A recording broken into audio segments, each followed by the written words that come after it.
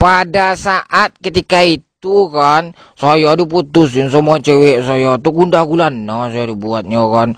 Malam gak bisa lalu, makan aja ndak terlulur nasi itu sama saya. Gimana mau tidak, cinta aja udah terdorong sama dia kan, susah kan, pengen nama dia terus. Terus adalah inisiatif saya untuk menemui dia kan, saya bilang sama dia, Dek, tolonglah dek, kembali sama abang lagi.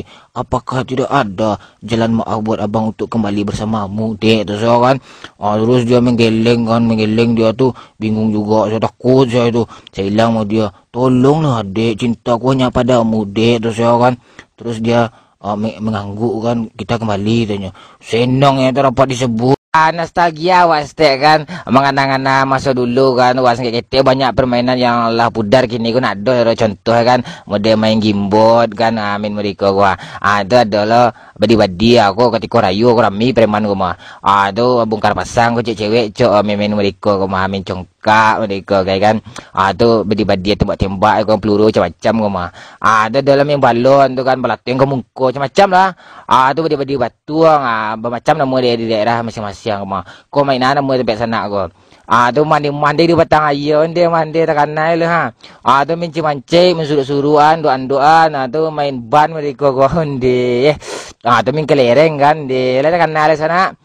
Tu main kajai macam-macam kajai tu bisa dibuat apa semua. Tu main gambar lah tak kanai main gambar lah batapi angkat tangan.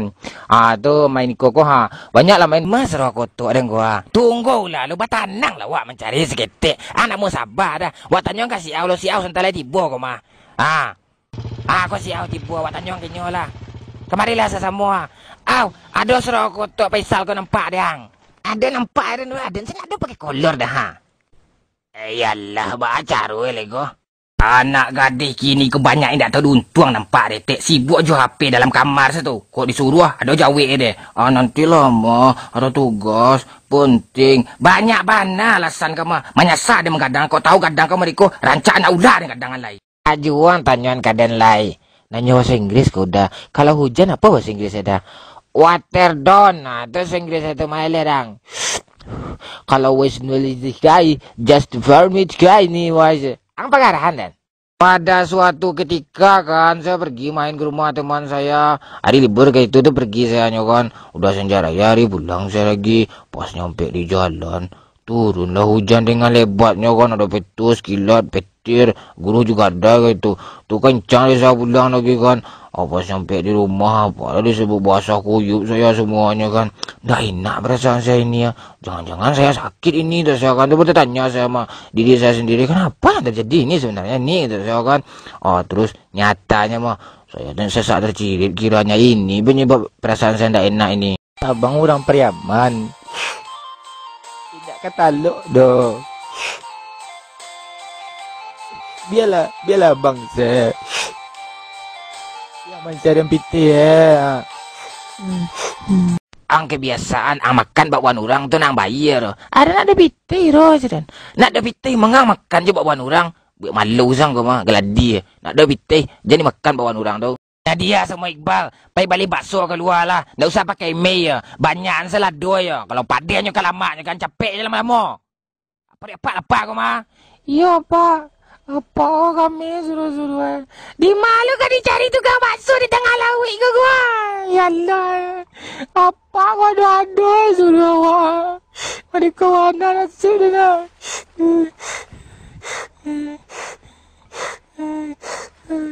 Ma tukang bakso gua. Tenanglah kau mama kak je kau. Berkuat dosa kau tu mah.